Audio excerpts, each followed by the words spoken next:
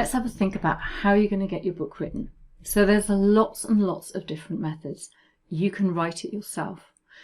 You can do that longhand and then write it up, or you can write straight on your computer. You can blog your book. That's either take blogs that you've already got and repurpose, or write a blog every day and then come back and repurpose it for your book. You could use a transcription service like rev.com. You could hire a ghostwriter. You could hire a co-author so that your co-author coach, for example, does some and you do some. You can talk it out with something like Dragon Naturally Speaking, and Dragon has something called auto transcribe. So if you've got courses and things that that's already in a video, you can either send them to Rev or you can use Dragon.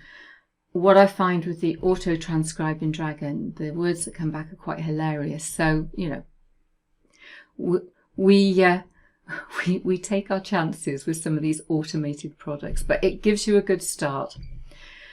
So stuff you're going to need. Now, if you want to talk and transcribe your book, then you may need something like Dragon Naturally Speaking. You'll get a headset with a microphone. You might want to use something like Audacity to clean up the recording.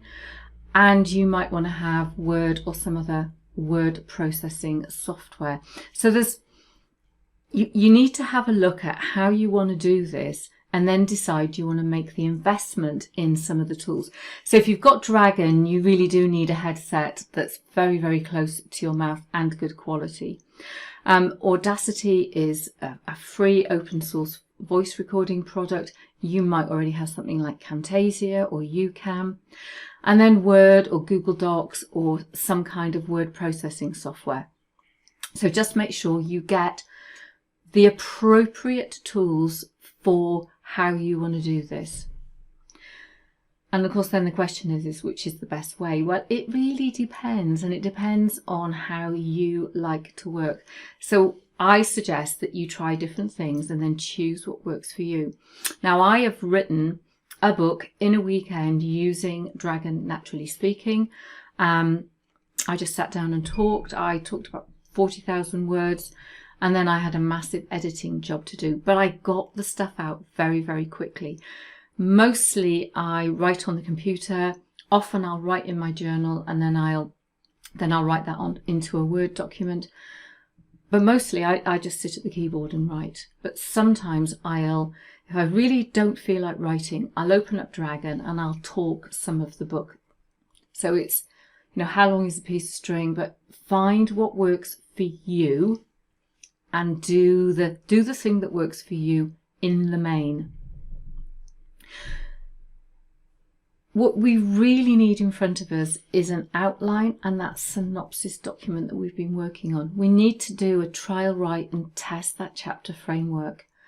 And, you know, as we're going through, read through your sample chapters, get an idea of your voice and style of writing. You're going to find in the early stages lots of overused words. I laugh with my clients. I mean, it's hilarious. We all say the word so, and so we write it in the books. Things like in order to. There's so many things. I use things like, and I still do it, even though I know I've got to pick it up in my writing, really awesome and simply. And I do start some of my sentences with so, but at least I go and edit them out. But you'll find the stuff that you do on a regular basis. And all of that will come up as you start to get to grips with your writing and find your writer's voice. Now, if we have this chapter plan framework in front of us, now remember, I keep saying that what we need is to do a chapter at a time. So when we've done the outlining, we'll have done all the what's and all of the questions. And if you're putting personal story in, you might have gone in and jotted down all the personal story so you've got an idea of the plot.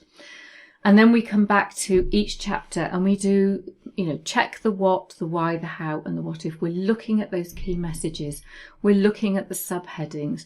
We're looking at which part of the story we're going to share. What's the call to action? So when you've written that particular chapter, What do you want the reader to do as a result of reading it? Now, it might be that you've woven questions in the chapter or observations or wonderings, and you don't have anything at the bottom, which I call like questions for exploration. But you really need to think, what would, in an ideal world, what would I like my reader to do as a result of reading this chapter? And always have that picture of your ideal reader either in front of you or top of mind.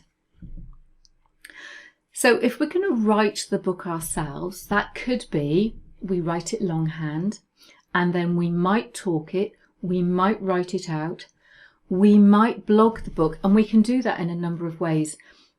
I've had clients come to me and they've got their VA to go through their outline and go and make a list of all of their blogs in a spreadsheet. And what they've then been able to do is take their blogs and repurpose them into each of the chapters. It might be that what you want to do is you might want to blog the book, so you're writing fresh content, so you get feedback from your ideal reader, and you're building your personal brand while you're writing your book. So you might blog the book for, say, 30 days, do a 30-day blogging challenge, and then start to edit it. We know we need to make time. I use the words make time. We need to schedule time in. And if that means getting up an hour earlier, then doing it. I like the morning blitz. Wake up, write, get on with my day. And literally, I put my fingers to the keyboard and I write. And sometimes I get that terrible block and I don't know what to do. I scribble in my journal. I just write anything. And then what happens is, as I'm just writing whatever it is, the words and the feelings start to flow and flow and flow. Sometimes what you might like to do is a weekend write-a-thon. So you've got your outline and whatever else you've written about your chapter, and so one of the things that I find really helpful is if I've got my chapter plan framework in front of me, is I'll talk it through, and then what I can do is listen and write, or I can listen and then talk. So I can listen to a bit, talk a bit if I'm using something like Dragon. So just write, take lots of breaks, and remember that your introduction comes last. We've talked about style sheets, and what I love about using style sheets is we can see the document coming alive as we write.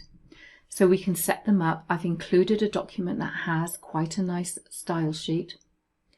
Open up the view and the navigation pane, and then you can see the document coming alive.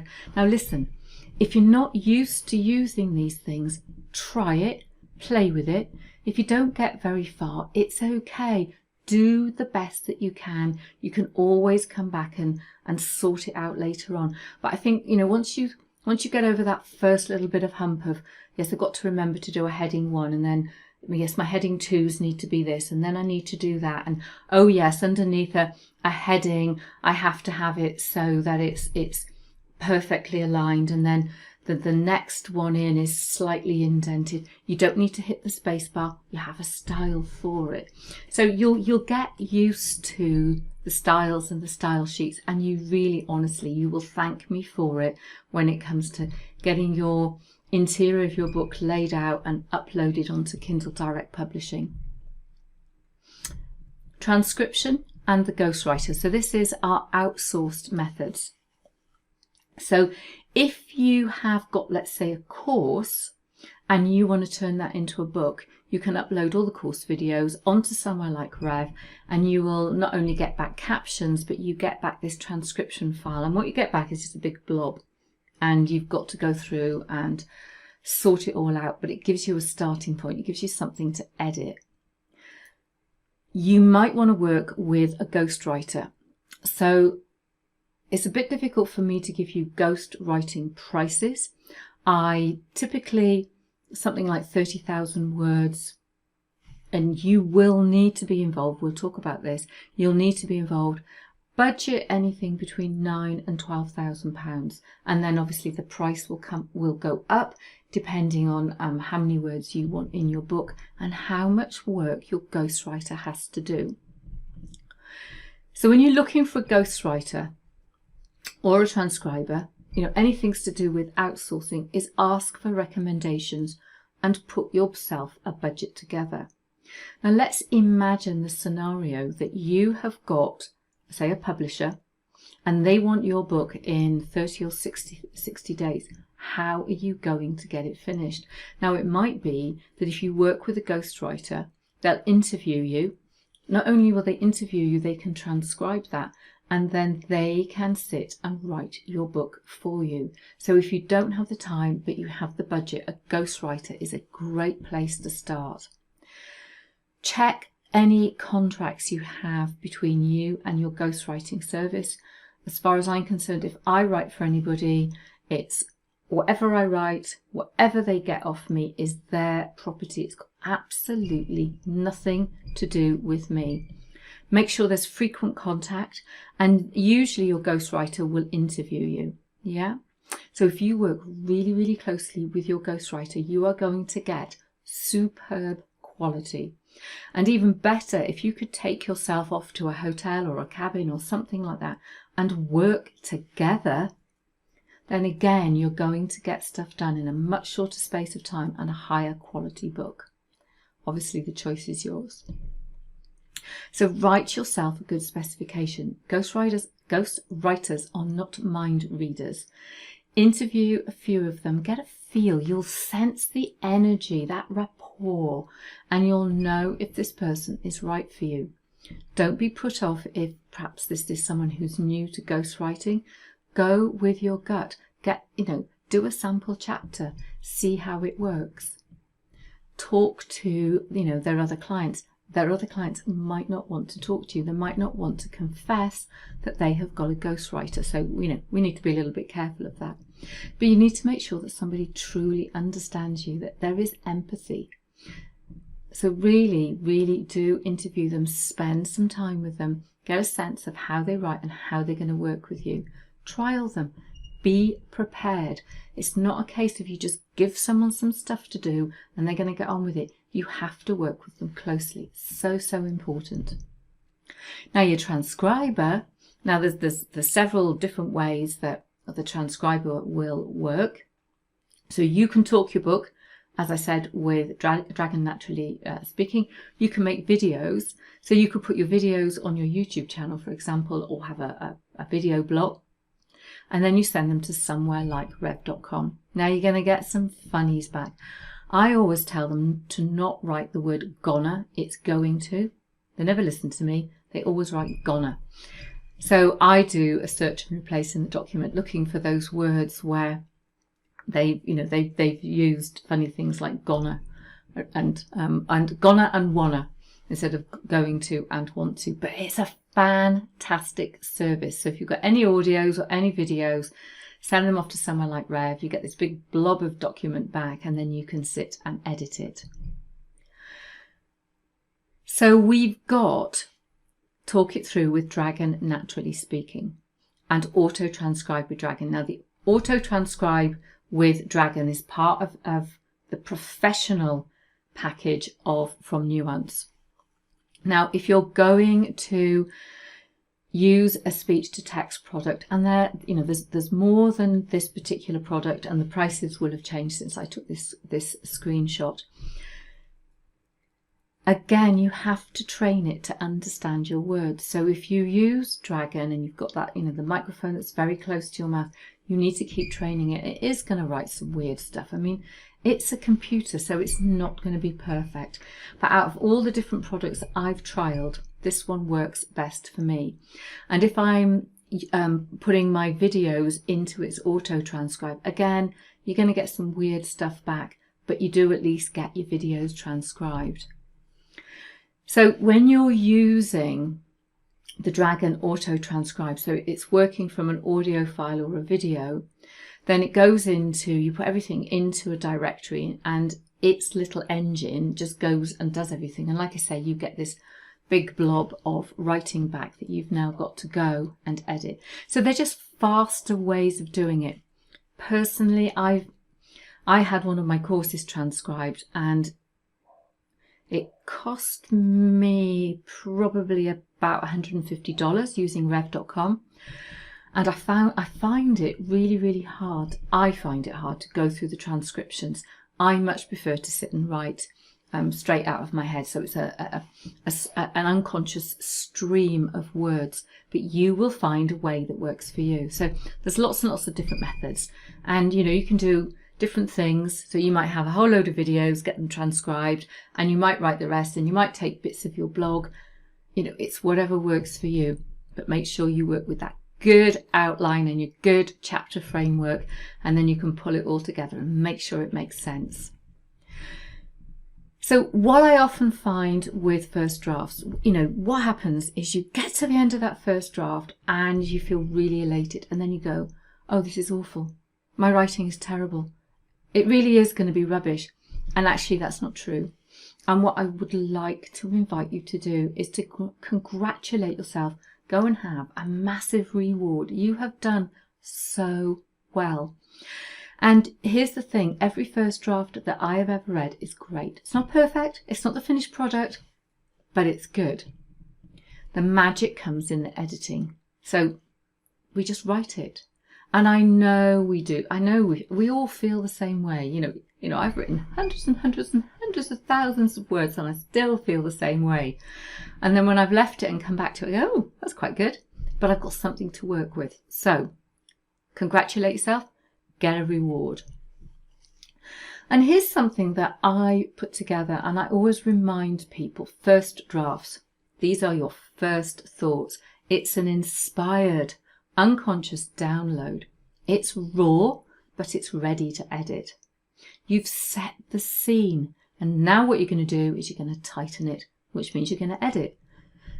So never ever think that your first drafts suck or rubbish or any of those things. We say it so that we kind of like let ourselves off the hook.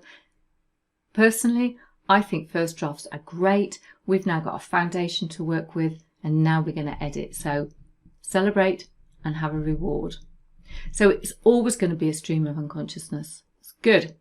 And to get to quality, we have got to be absolutely brutal and, give our work a jolly good edit. But never ever throw away your work, because you can use it in other areas. So you can use it in blogs, you can use it in marketing, you could create course content out of it. Never chuck anything away. So I always open up my first draft, save it as a particular version, and then every time I change quite a chunk of it, I give it a new version, and then stick everything that's old into an old folder. So choose your way and make it work. Mix it up if that works for you. Write it yourself, outsource it, talk it through, or use something like Dragon and auto-transcribe it. But like I say, work out how you like to write and to make it work for you.